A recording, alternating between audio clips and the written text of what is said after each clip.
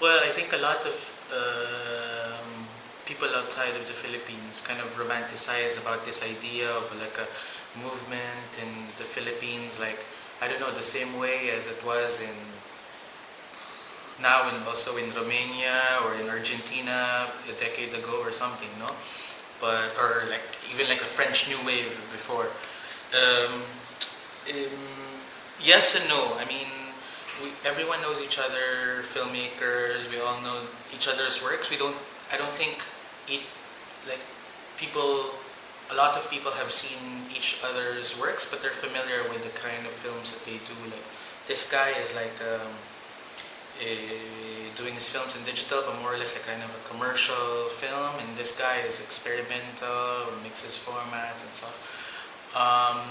Yes, we not exactly help, but we try to collaborate with each other. Like not not the classic way of maybe one filmmaker is writing for this other filmmaker, a little bit of this and that, but more or less, I don't know, like physical, like borrowing cameras or shooting in different locations and stuff like that. But it's not as romantic as people think, you know. I mean, like I don't hang out with I don't know, Brilliant Mendoza in the Philippines. It's totally different circle. Okay.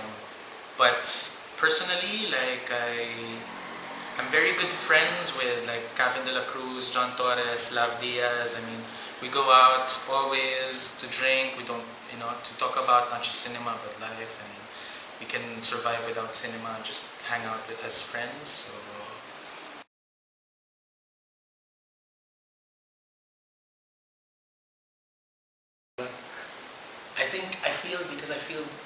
I feel strange because I think because a lot of people I don't know, who've read my interviews and stuff, who've written articles, know that I always like more or less mention Tarkovsky. It's like how Tarkovsky changed my life, and people find it corny because, you know, it's like a typical film student answer. For me, he's really the one who changed my life. Like first time I saw The Mirror, and this year is the first time I saw Mirror on the 35 millimeter, and I can already die. You know, it's like. But like I enjoy a lot of horror films from the 80s, like John Carpenter's movies. I really love Wes Craven. I really love. There's a lot of filmmakers that I really love. For example, Garel, Pedro Costa, who I think is making like the most important films of our time.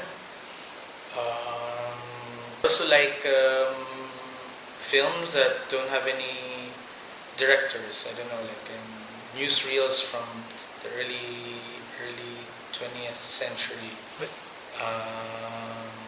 I don't know, some commercials, you know, the commercial from the 70s or 80s.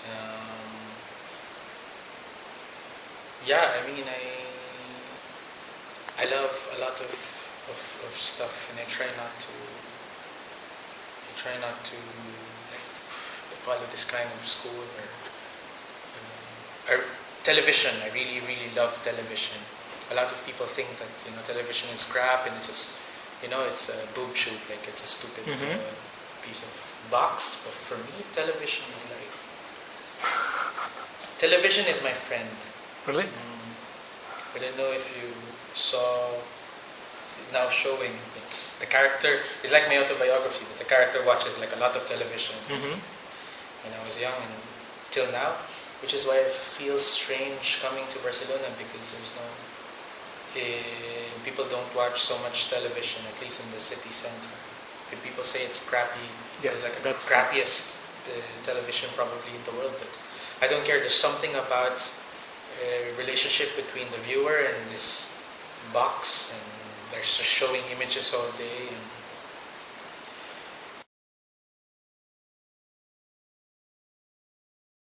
I did one film, Independencia, which is the kind of a sequel to India Nacional, and I did a film called Manila with another Filipino director, Adolfo Alex Jr.